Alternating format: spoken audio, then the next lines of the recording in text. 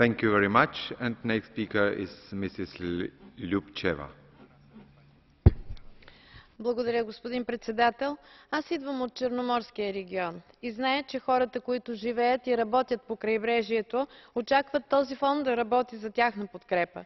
И очакванията наистина са големи, разочаровани до известна степен от не особено високата ефективност на действие на фонда през настоящия период. Голяма част от средствата се изразходваха за прекратяване на риболовната дейност. Необходимо, но далеч по-необходимо е развитието на риболовната дейност, за да се даде перспектива на хората. Рибарството е поминък, работни места, заетост.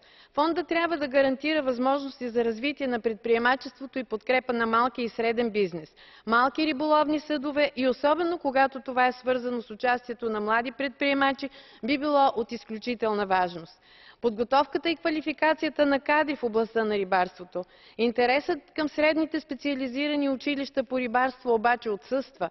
Вече говорим за защитени училища и може би трябва да се обърнем към съответните образователни власти да направим и защитена професия.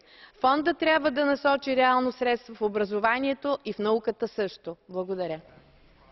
Thank you very much. And next speaker is Mr. Banki.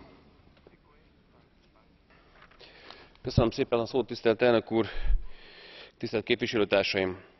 Az Európai Halászati Alap, amelynek a felosztásáról most felosztási elveiről beszélünk, szorosan arra a közös halászati politikára épül, amelyet nem